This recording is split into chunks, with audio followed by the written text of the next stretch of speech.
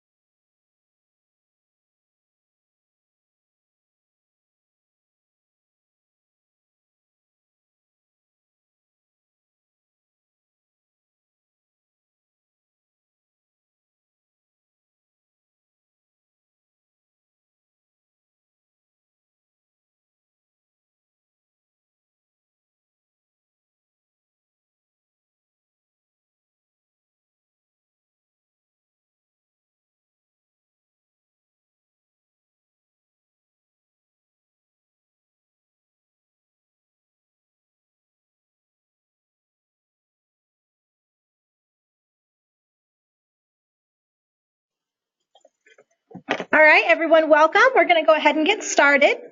Good afternoon and welcome to the BlazeSports 2018 Fall Webinar Series, a deeper dive into adaptive sports and recreation. This free three-part series has been made possible by a grant from the Craig H. Neilsen Foundation. We thank them for their assistance on this project.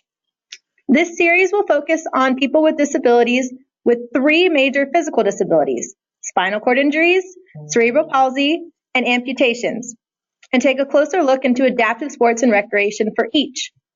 Each webinar will feature two presenters, one disability-specific expert and one para-athlete or adaptive sports and recreation programming expert, in order to provide a well-rounded view of the topic.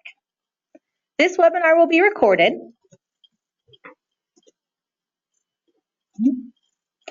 This webinar will be recorded and available for viewing after completion at www.blazesports.org. For Certified Adaptive Recreation and Sports Specialists, CARS holders, CEUs will be accredited upon completion of the short survey at the end of this webinar. For more information on how you can become a Certified Adaptive Recreation and Sports Specialist, please visit the Training and Education page at blazesports.org. There will be time at the end of this webinar for questions from the audience. To submit a question, please use the Question tab on the GoToWebinar panel to type your question. We will address as many questions as we can during the time provided. Any questions not addressed will be followed up with via email. Now it's time to officially kick off the first webinar of the series, a deeper dive into adaptive sports and recreation for people with spinal cord injuries. We are excited to introduce our two world-class presenters today, Dr. Anjali Forber-Pratt and Jessica Cloy. Anjali is a two-time Paralympian in track and field, having competed in the 2008 and 2012 Paralympics. She is a two-time Paralympic medalist, a former world record holder in the T53 200 meter as well. Anjali earned her undergraduate, master's, and PhD from the University of Illinois at Urbana-Champaign and is currently on faculty at Vanderbilt University in the Department of Human and Organizational Development. She is actively involved with Athletics for All to provide guidance on school-based sport opportunities for students with disabilities, has helped to create and expand Paralympic sport opportunities in other countries, and serves on the USOC Athlete Advisory Committee. Jessica is a four-time Paralympian in track and field, and has competed in the 2000, 2004, 2008, and 2012 Paralympics. She is a seven-time Paralympic medalist and former world record holder in the T53, 200 meter, 400 meter, and 800 meter. Jessica earned her undergraduate in kinesiology and master's degree in community health from the University of Illinois at Urbana-Champaign. She is actively involved in the adaptive sports movement and serves on the USOC's Paralympic Advisory Committee, as well as volunteers her time to coach for BlazeSports. Jessica is additionally a mother of 2 young girls. Without further ado, I'll go ahead and turn things over to Dr. Forber-Pratt to get us all started. All right. Well, thank you so much. I'm really excited to get to spend some time with you all here today, and excited to share a little bit more about our background of how we got involved in sport, as well as more about specifically about spinal cord injury and some more details for you. So here on the screen, we've got a cute little picture of both Jessie and I, as both of us had the opportunity to get involved with sport at a really young age. And so this was from a junior nationals time when we first met. I believe that was in 1993, possibly, in Ohio, and then all the way through the gamut, all the way up to competing at the Paralympic level. So a little bit more about my background in terms of how I got involved in Paralympic sport.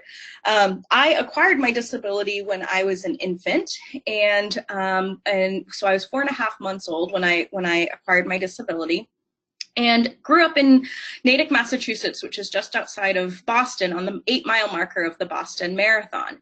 And it was through watching women and men competing in the wheelchair division of that Boston Marathon that really sparked my interest to get involved in sport.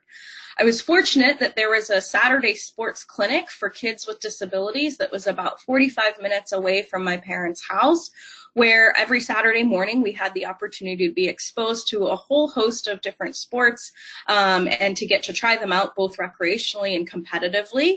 I personally fell in love with the sports with speed, so downhill skiing and wheelchair racing were my 2 favorites. And of course, it was ultimately wheelchair racing that brought me on to the Paralympic level. Jess, do you want to share a little bit about your background of how you got involved in sport? Thank you, Anjali. Are you able to hear me? Yes. Thanks, sorry. So I was injured in a car accident when I was 7 years old and living in New Jersey. I went to Children's Specialized Hospital in New Jersey, did 4 months of rehab, and as I like to say, I was lucky enough that Children's Specialized Hospital had, and still to this day has, an adaptive sports program based out of it. And so I was roped into adaptive sports by one of my recreation therapists, who was the head coach of the team at the time. He had to ask me multiple times, and then ultimately my parents forced me to go to my very first practice. But I am so grateful that they all got involved in my life and forced me to do that, because sports have given me an opportunity to succeed in ways I don't think I would have if I had not gotten involved. So I competed and tried out different sports, so I was never a skier like Anjali, but I ultimately fell in love with track and field. And as Ashley already said, I've been to 4 Paralympic Games, went on to the University of Illinois with Anjali. So we met in 1993 and have crossed paths many times during our lives. So I'm excited to be here. Excellent, thank you. So a little bit more about spinal cord injury in particular. The estimates of paralysis in the United States range quite a bit. So, and this really depends on how it is that we're defining paralysis, that I'll talk a little bit about over these next couple of slides. But you see there's a huge range ranging from 1.4 to 5.4 million people. Again, really just depending on how it is that we're defining that term paralysis. Some individuals use a definition that's a little bit more conservative, meaning that there was a traumatic incident that led to an insult or injury to the spinal cord, whereas some individuals, it's really any type of neurological impairment or challenge that affects part of the spinal cord. So sometimes that's part of why you end up with such a big discrepancy there. In terms of new cases of traumatic spinal cord injury in the United States, there's approximately 17,500 new cases each year. One thing to note too is that men are affected by specifically traumatic spinal cord injury 4 times more than women, and so that is also an important consideration as we look at these kind of facts and figures. But the one important piece that is often not talked about is that many of these statistics that are gathered and shared and reported don't account for non-traumatic spinal cord injury. So non-traumatic spinal cord injury is any damage to the spinal cord that has not been caused by a major trauma.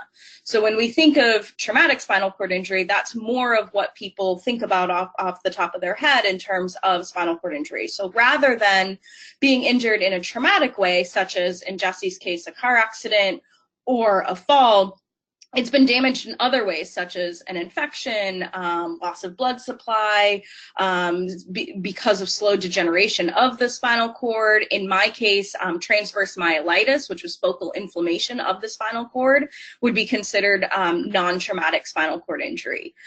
So when you include individuals with non-traumatic spinal cord injury, that's also where you get that higher end of that estimate, getting us more to that 5.4 million individuals.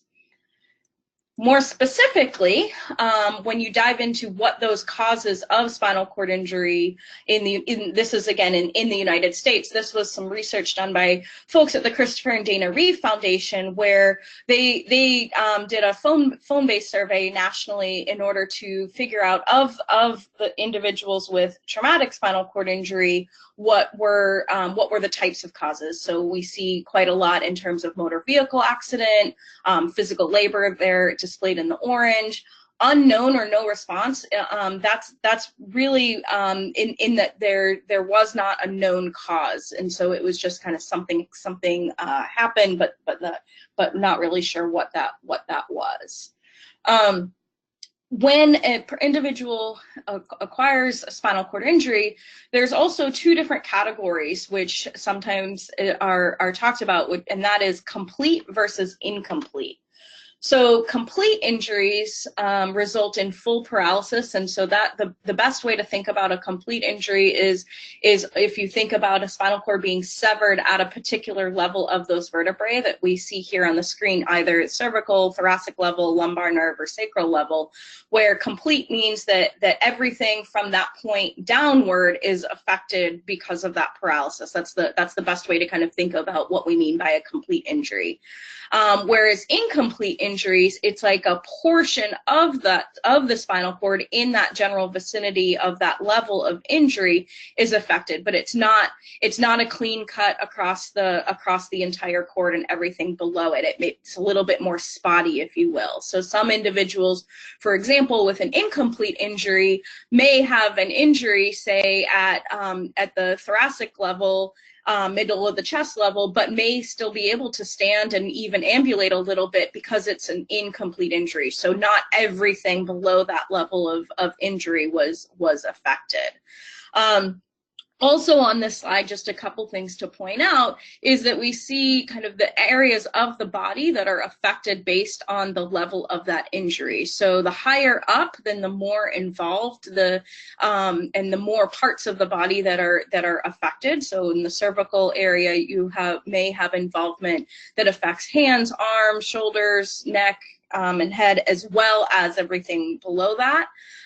Whereas at the thoracic level, for example, that would be affecting things like chest muscles, abdominal muscles, and again, also everything below that.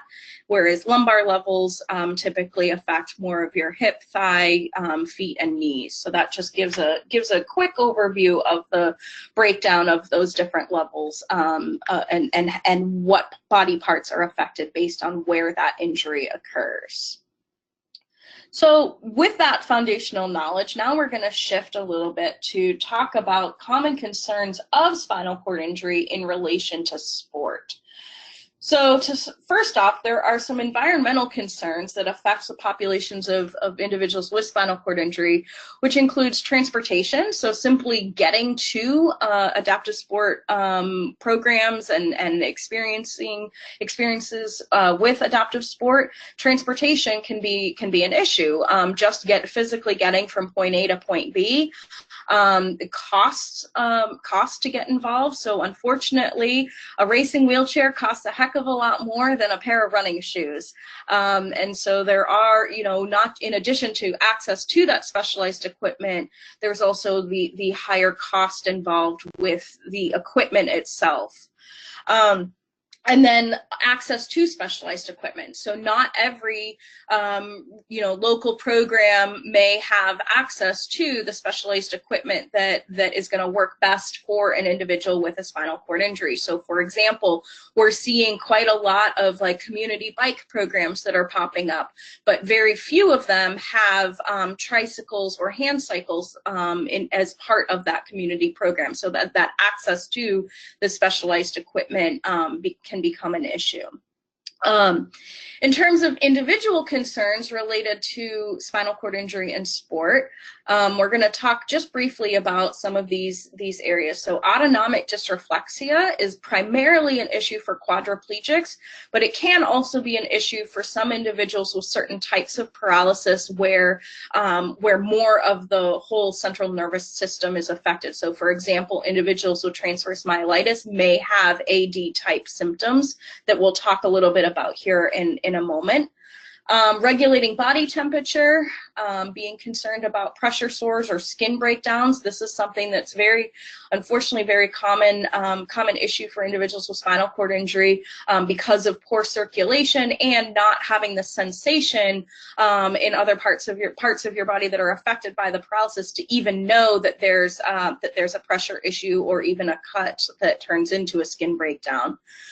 Broken bones and overuse injuries. I will say that with broken bones and overuse injuries, we are subject to those being a possibility just like any athletes without disabilities, but with spinal cord injury, because of that added paralysis part, the rehabilitation and recovery time because of a broken bone or overuse injury can be a lot more challenging because our arms are basically our legs to get around, and so that can be something that is much more difficult to recover from.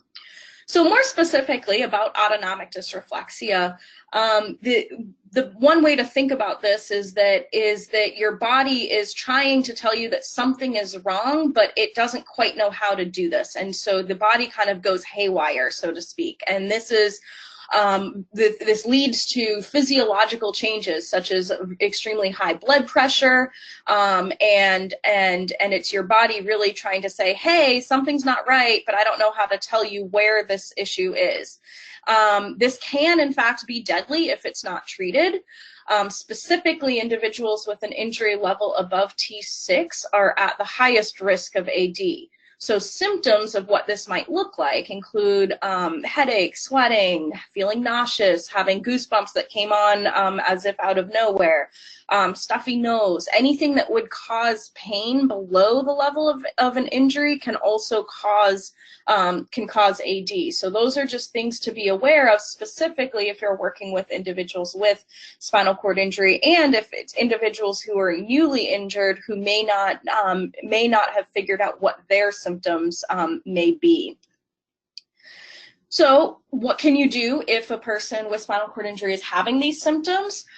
First and foremost, it's trying to isolate the source or the cause of where this is coming from.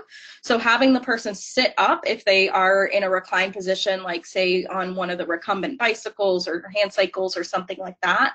Loosen any tight clothing. So some sports we tend to wear more compression clothing or tightly fitted clothing, both for the sport and so that clothing doesn't get caught in spokes and wheels and things like that. So loosening any tight clothing can be helpful as an immediate response. Checking your bladder. So if a person self-catheterizes, having them go and cath or check a lead bag if that's something that they have. Moving off of any type of pressure areas or high pressure areas. So if you're strapped into to one of the pieces of adaptive equipment, making sure that we loosen all of those straps in terms of trying to reduce those symptoms. And again, as I said before, this can be deadly, so making sure that medical help is available if the symptoms do not go away is important. Regulating body temperature. So individuals with spinal cord injury often are not able to regulate body temperature the same way that people without spinal cord injury are. And this is particularly important in terms of participating in sport or exercising. So normally our sweat glands operate in order to cool us off and help to make sure that we don't overheat. And this is in non-disabled populations. But for individuals with spinal cord injury, those mechanisms don't always work the same way. So this can happen not just in extreme heat conditions, but also in extreme cold conditions. This was something that I had to be aware of, particularly when I was downhill skiing in extreme cold, just as much as in extreme heat. So what this can look like is your body becomes overheated. In more extreme cases, you can become unresponsive. You certainly want to try to catch that before you become unresponsive. So what to do? Making sure that we're pushing fluids before, during, and after exercise, layering clothing so that you can adjust based on the temperature and the activity level of the sport. Using cold towels or also taking those cold towels and freezing them so that you can have a nice cool like neckband or something along those lines, using spray bottles or cooling vests, and in cold weather, making sure that we're checking to make sure that the parts of your body that you can't feel aren't getting too cold. So I just set an alarm, so every 30 minutes I would actually physically touch my feet to make sure that they were not too cold, based on a long day out on the mountain. Pressure sores or skin breakdowns. And unfortunately, with spinal cord injury, there's often lack of feeling or not complete feeling below that level of injury.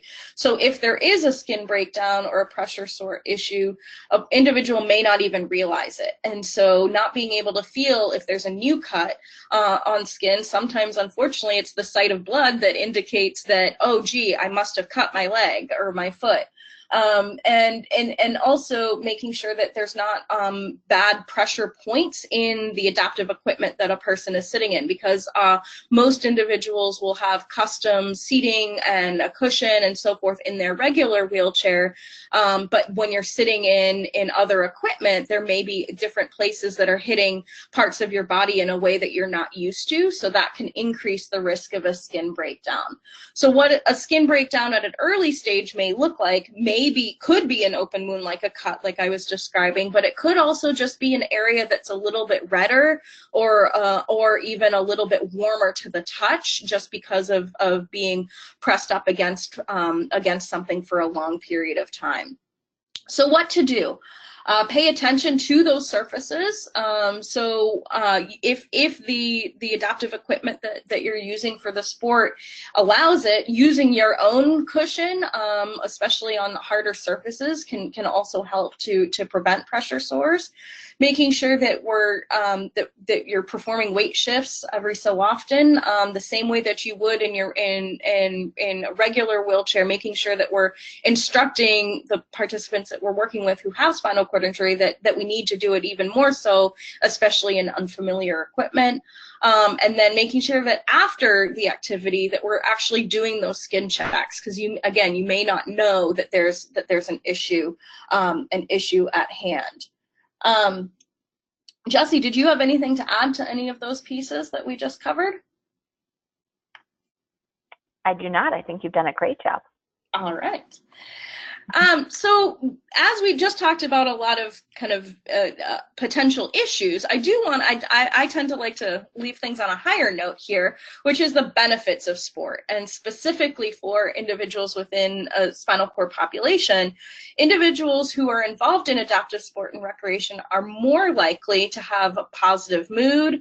They report higher levels of satisfaction in terms of quality of life measures, prevention of depression, feeling more included and empowered within their communities, having a chance to be connected to others with spinal cord injury as well as mentors, are more likely to hold steady jobs. And so we see differences in terms of employment rates of those who participate in sports with spinal cord injury versus those who do not. Individuals report a stronger disability identity or positive disability identity. They also report less secondary health complications. So within the spinal cord population, we unfortunately can see hospitalizations and other health complications because of things like pressure sores, because of things like being overweight and not active and having cardiovascular issues. So by participating in sport, it serves as a really strong preventative measure to prevent future health complications and hospitalizations. And just like in the non-disabled population, but participating in sport is just a really great chance to have fun, to be active with friends and family, as well as with peers. As we shared, that was how Jess and I met and have been friends ever since. So what are the types of adaptive sport participation? So there are a whole host of types of ways that you can get involved in adaptive sport and recreation. So some are going to be community-based programs or nonprofit organizations. So much like the organizations that I was talking about and that Jessie was talking about as well, were community-based organizations that we went to in order to get involved in sport. And many of these programs offer the exposure to adaptive sport at no or low cost. And so that's been the mission of many of these different organizations.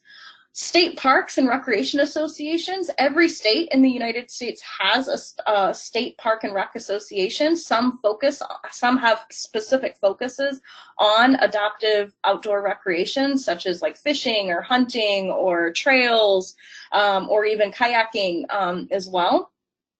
Public schools also must offer physical education and school-based sports to every student. We are working closely with many districts across the country in order to make sure that we're bridging that gap of what has been happening with the community-based programs, to make sure that that same availability is also happening within the public schools. And then as you move beyond the K-12 schooling, many colleges and universities also have adaptive sport programs. Some are club level, so the chance to just kind of participate in an intramural club level type sport, say in wheelchair basketball or tennis or things like that. Some students are able to actually be on their varsity team and to be on their collegiate team just the same way that athletes without disabilities are. Some universities and colleges offer sport-specific scholarship to athletes with disabilities, such as in wheelchair basketball as well as in track and field. Parasport highlights the skills of athletes with disabilities. So there's chances to participate more at that community and recreational level, as well as at the Paralympic level or elite competition level. So there's a whole host of kind of variety in terms of what those levels of participation are available. So now I'm going to turn things over to Jess. Take it away. All right. I am not able to switch to my screen, so Anjali, do you want to be Vanna, or would you like to give me the screen? I can give you the screen. Just give me 1 second. Okay.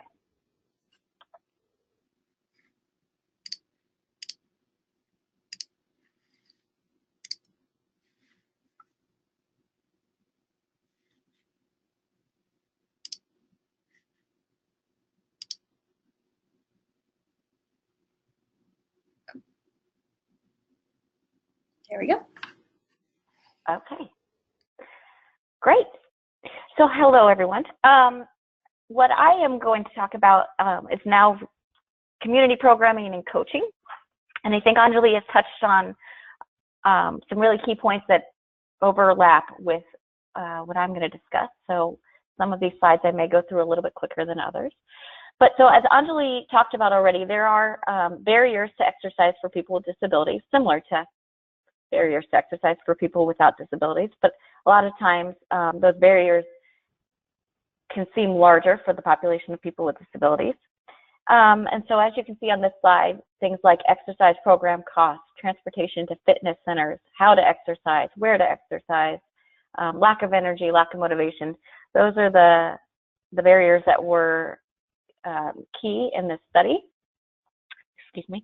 And then also on the right-hand side, you'll see that people also stated that there's a lack of suitable activities for them in their community. So I think what's most important for community programs and coaches to think about is how do we reduce or even eliminate some of these barriers for those who want to participate in our programs. And one barrier that isn't noted, but I think is really, really common, probably among all who want to start participating in sport, but especially for those with a disability, is just fear. So there's the fear of the unknown, fear of being judged, fear of feeling different, right? So those things are common probably for people who are just starting to exercise, but are often highlighted for those who have a disability, especially those with spinal cord injury. So space and venue considerations. There are a variety of sports for individuals with spinal cord injury. So your space and your venue will vary depending upon the sport or sports that you are going to include within your program. It will depend on what kind of equipment is going to be used. A racing chair is at minimum about 5 feet long, and so that kind of equipment takes up a lot of space, whereas you know, maybe a ramp for playing bocce could be a little bit, you know, you could do that inside a gym and be able to accommodate that kind of a thing. You would certainly want to make sure that your venue is wheelchair accessible. So that means, are there ways for the person to get into the venue? Is the flooring, you know, tile, or is the terrain easy to push on? You certainly don't want carpet or a big hill if you have a lot of individuals using wheelchairs trying to access your program. Are the bathrooms and locker rooms accessible? That's really important because if any of you are physically active, you know at some point you are going to have to use the bathroom. And if you can't access it or it's not accessible, then you probably won't return to the program. And then things like ADA compliance for the facility or the venue. Are the doors wide enough? And not only are they wide enough for an everyday chair, but are they wide enough for a sports chair, which often has a larger base? Then ensuring that there's an appropriate number of volunteers and staff that are available to assist depending on the severity of injuries of the participants. So if you have a group of maybe lower level, less severe spinal cord injury participants, you may not need as many volunteers. But if you have a program for individuals who may use power chairs, for example, then you may need more volunteers or more staff just to accommodate the needs of those participants. Okay, so Anjali already talked about some medical considerations, but just to touch on it again, for if you're running a community program, you would want to think about the injury level of the participants. So like I said, someone who uses a power chair may also have a ventilator. So their medical needs are significantly different than someone who's a low-level paraplegic. Anjali talked about weather. So extreme colds and extreme heat are often issues for people with spinal cord injury, regardless of your level. Often those two things affect someone with an SCI. So always being aware of the weather and taking the appropriate measures to account for that. Availability of accessible restrooms and locker rooms. I just talked about this on the previous slide, but there's often an inability to control bowel and bladder movements for those with an SCI. So you certainly want there to be a bathroom that's easily accessible, both close in proximity and also accessible to the person so that they can go to the bathroom if needed. Time in wheelchair or utilizing equipment. So Anjali talked about skin breakdowns and pressure sores. So making sure that when you're planning your program that it doesn't involve the athlete being in their sports chair for too long without getting to take a break. So building in times to have pressure release moments so the athlete doesn't have a skin breakdown. Pain management. So sometimes there's nerve pain or pain at the site of the injury, so just accounting for that, and that's going to be on an individual basis, so not everybody will have to deal with pain management, but for those that do, you should take that into consideration in your programming. And then, as I already mentioned, just there may be a need for trained medical staff in the room or on call for any high-risk participants. Okay, so equipment considerations. Equipment is sport-specific. It's often customized to the athlete's level of ability and disability. The equipment can either be program equipment or personal equipment. So what that means is I can go out and spend the $2,500 or $5,000 to buy my own equipment and it's customized just for me, or I can go to the program near me and borrow something that may or may not be perfectly fit for me, but it's a great program chair that can be shared among different athletes over the years. There's a variety of manufacturers at a variety of price ranges. Some manufacturers include Eagle Sports Chairs, Invacare, Performax, Quickie, Box Wheelchairs, and honestly the list goes on and on and on. If you just Googled, adaptive sports equipment, I think you could be there for days. It's sometimes maybe good to consult with a physical therapist if there's any concern about whether an athlete can use a certain type of equipment, or if you want to know, is it appropriate for them to sit in this position or sit in that position. Physical therapists can often be very helpful for that. And then there's the importance of partnerships in the community. So adaptive sports organizations are probably your most common programs around the nation that will already have equipment. But then there's also, the YMCA, Boys and Girls Clubs, JCCA, Parks and Rec programs that may or may not have equipment, but there should be this conversation between all those groups in the area that are hoping to serve the same population, because there's certainly an opportunity to share equipment, borrow equipment, maybe go in together on grants to purchase equipment for your community. So I know Ashley had asked me, can you share with everybody maybe some equipment needs or a list of equipment for all the sports? And I thought we could be here for days. So I thought the best way to do this would be to just highlight some of the different equipment used by athletes with spinal cord injuries in different sports. So on this page, you're going to see a racing chair. That's where I've written track. You'll see wheelchair basketball, a rugby chair, a power soccer chair, and then a powerlifting bench that's specifically made for powerlifting, so for people who are competing in Paralympic powerlifting. And then on the next page, we have somebody who's playing bocce, so that would again be an example of somebody with a higher level spinal cord injury, and this individual is not able to throw the ball himself, so he's actually using a ramp to play bocce. You've got a sled hockey sled, you've got a hand cycle, a ski, and then a wheelchair tennis chair. So now on to coaches. So things to consider if you are looking to coach an athlete with a spinal cord injury.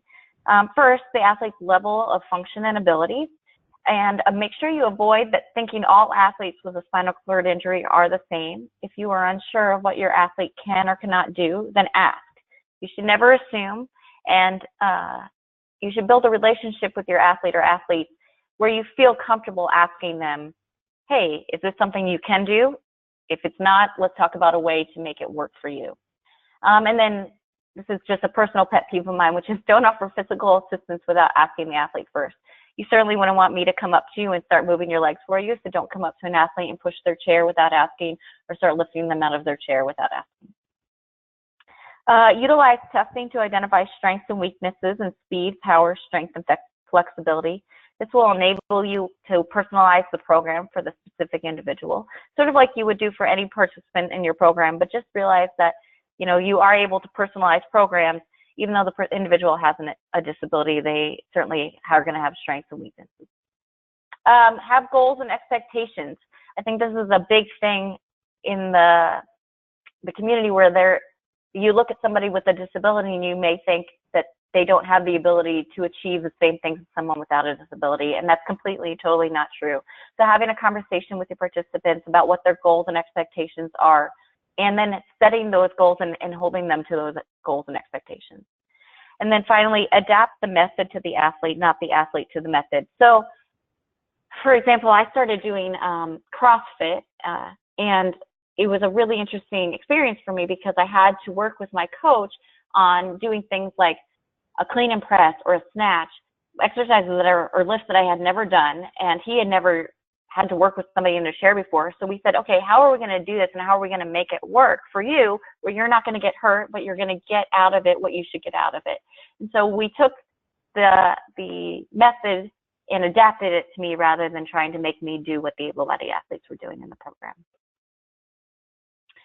And some takeaways for coaches for things to do is keep a positive attitude, have a willingness to learn, maintain confidence in your abilities and knowledge. So don't doubt yourself just because things may get tough or you're sitting there saying, you know, I've never done this before, I don't know if I can do it.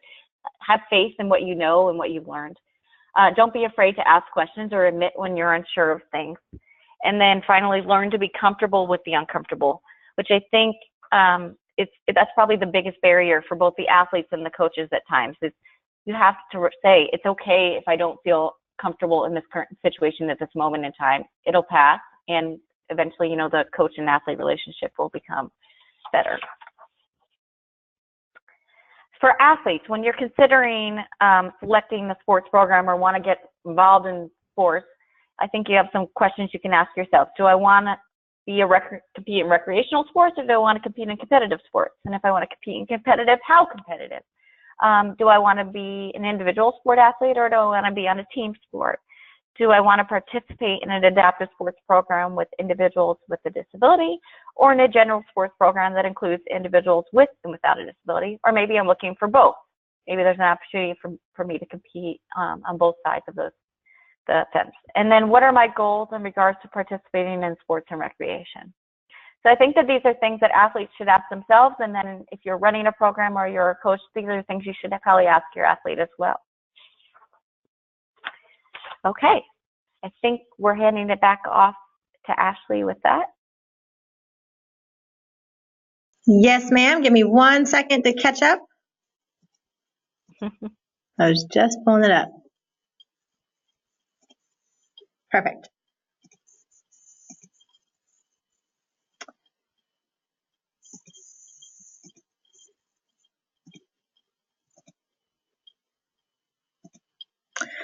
All right, so Anjali and Jessica have been mentioning some great resources throughout the presentation. We've listed a few, though that's not an exhaustive list, over the next 2 slides of helpful resources going forward. We've kind of grouped them into a couple different categories to help you better find what you need going forward.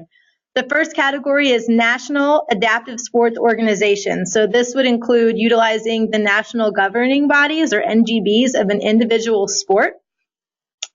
We have a training and education section for organizations that offer resources for adaptive sports. Again, not exhaustive, but just some ideas to start with for those of you that are looking to build programming. On the next slide, we've listed grant and funding opportunities. So the first 3 would be individual funding opportunities for athletes, and then the bottom 2 would be programmatic funding opportunities. So the Craig H. Neilsen Foundation and the U.S. Department of Veteran Affairs would be great places to start for programmatic funding for individuals with spinal cord injuries. And then there's a few magazines that are also completely set up for adaptive sports to check out. So Able Outdoors, Challenge Magazine, Sport and Spokes are all great resources as well. So at this time, whoops, 1 second. My apologies. Pull that back up. Click there. So at this time, we're going to turn it over to anybody that has questions for Jessica or Anjali. If you want to go ahead and open your questions tab in your webinar portal, you can go ahead and type anything in there, and we'll let Jessie and Anjali answer your questions for you. As a reminder, if we run out of time because we have a lot of questions, we'll go ahead and make sure that all questions are answered after the webinar via email sent directly to you. And again, yep, Tisha, I can see your test. That's exactly how you do it. We'll make sure that everyone receives a copy of the PowerPoint after the presentation, as well as the link to the recorded webinar. So if there was something that Jesse and Anjali said that you didn't quite catch, you'll be able to see that on our BlazeSports webpage on our Training and Education Tools and Resources tab. So if you have any questions, you can go ahead and send them in now. We'll get Jesse and Anjali to answer them for you.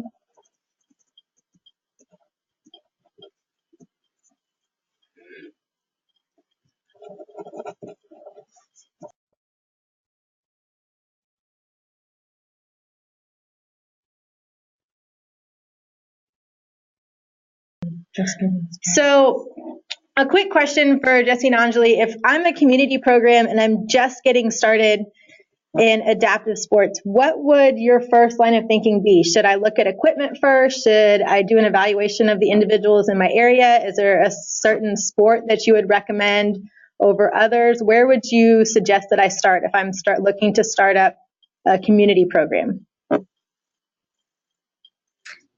So I can start off and answer, and Jess, definitely, please feel free to chime in. But I would say, kind of going back to the slide that Jesse talked about in terms of being a coach and adapting with what the needs are, it would be important if you're running a program to figure out what the needs are in your community first, because if you go down a path of selecting a sport and getting equipment, but that's not the sport that the members of your community really are interested in, then you're going to have a hard time getting participation numbers up for that particular effort. So one way that I've seen this work pretty well is to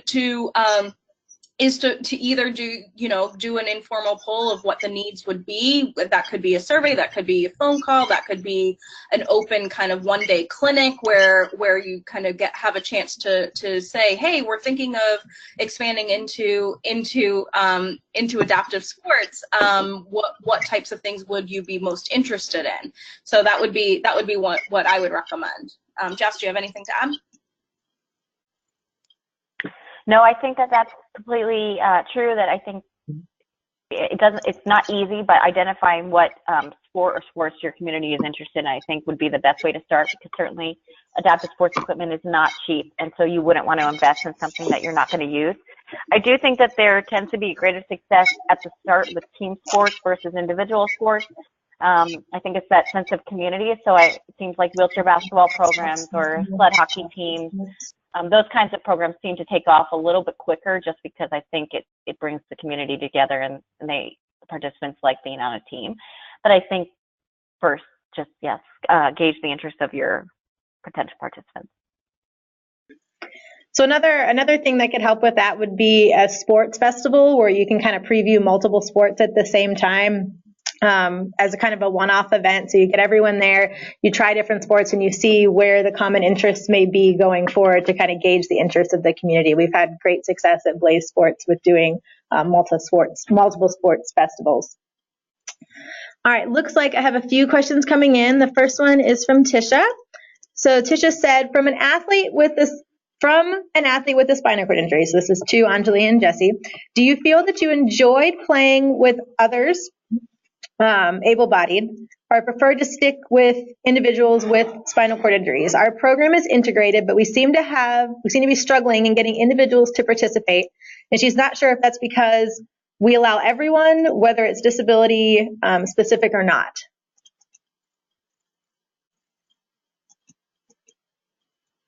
That's a great question. I've been able to experience both. This is Jesse.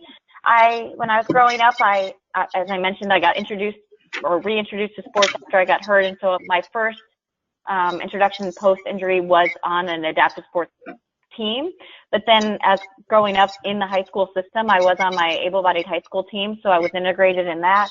I went off to college and was on an adaptive sports only team, and then since retiring and moving away from the university, I've now kind of integrated back into able-bodied programming. So I think there are pluses and minuses to both. I think if you have an opportunity to do an adaptive sports specific program, I think, like I mentioned earlier, the fear may be a little bit less for that, because you are surrounded by people that are like you, and so the disability kind of fades away, and you don't have to be worried about the things that maybe the unique things or the not so unique things, like, every once in a while somebody may, pee their pants. I'm going to be really honest here. So those kinds of things I think are what scare people away from participating in the able-bodied population. But then I think once you become comfortable with yourself and you know your limitations, then you feel more comfortable participating in integrated programs. So that's where I'm at, but I've been participating for a really long time, and so I've come to accept what I can and can't do. Anjali? Yeah, and I would agree with everything that Jess said. I too have had experiences both with programs that were specific to disability and also inclusive programs. So I was actually on a high school ski team and had the experience of being kind of alongside my non-disabled peers with that experience. One thing that I would also add, especially as a program coordinator or as a community program organizer, that I've seen work really well is building off of that clinic kind of or multi-sport thing. You can do things that are like for friends and family, but includes the adaptive component. So I've personally attended like a water ski clinic and kayak and so all things related to water sports, where it was an environment where you were encouraged to come with the people that you're comfortable with and wanting to participate in those sports from a recreational standpoint, but that you also had the chance to meet other people with spinal cord injury through that process. So I think that's something that could be a way to consider that. Excellent. It looks like we have another question. What are some adaptive equipment recommendations for use in adaptive aquatics?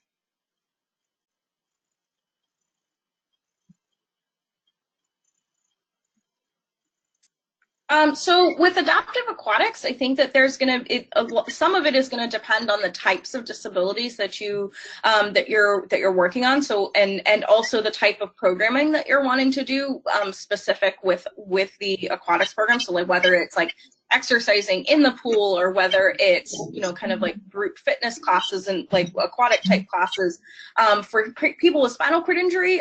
Very simply, there's a lot of simple equipment that's not really highly specialized, but like pool noodles and having different belts. I'm not thinking of the right word right now, but like buoyancy belts and things like that, where you can strap an additional kind of floaty type of thing in order to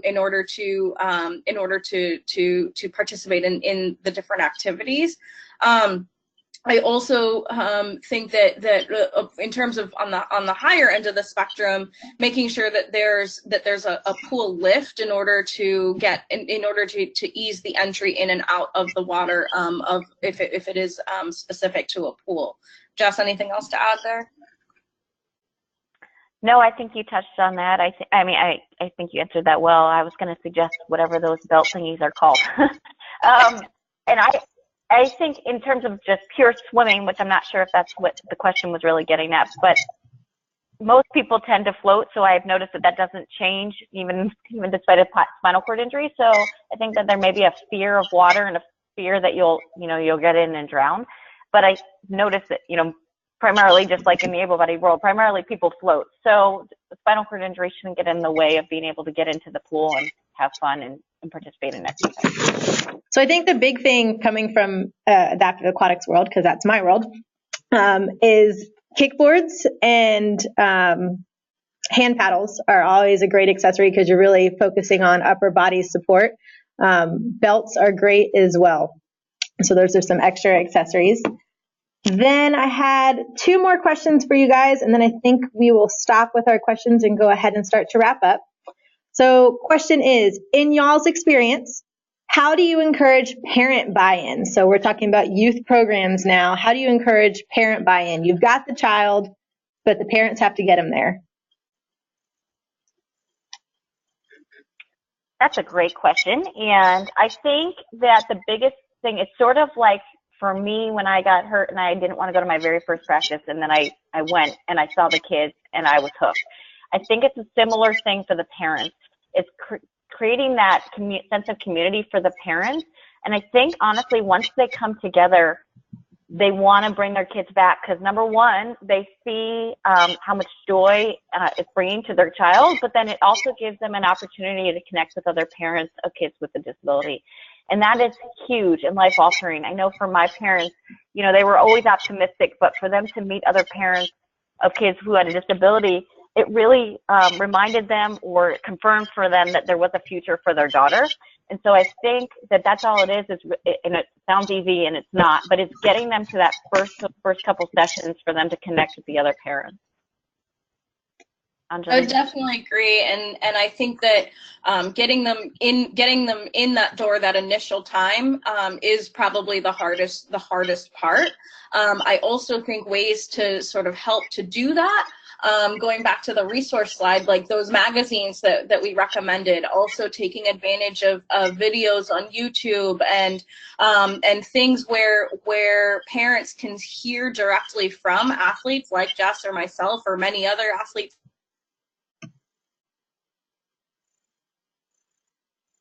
See that power of mentorship and the possibility.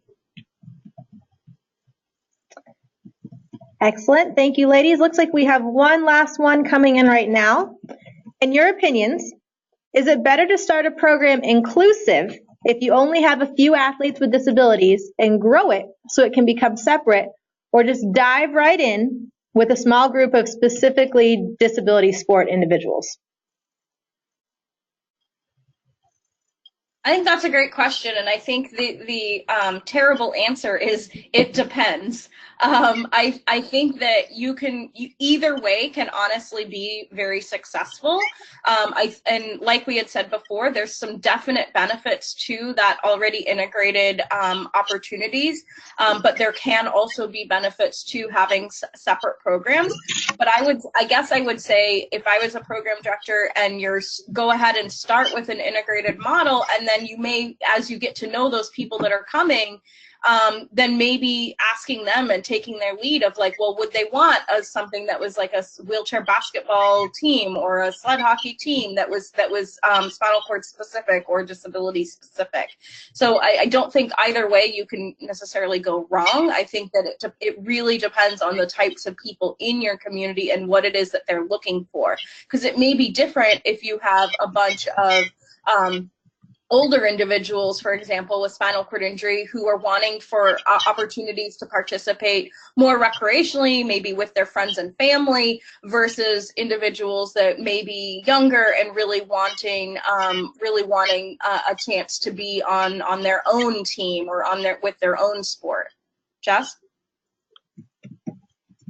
I agree 100%. I think that that's the perfect answer, and I think depends also on, I mean, Anjali alluded to this, but it would depend really on the sport or sports that you're trying to organize. So some sports are very easily integrated. If you're talking about a running club or a swim program, right? Those are things that there's no reason why you can't integrate from the very start and probably keep it that way.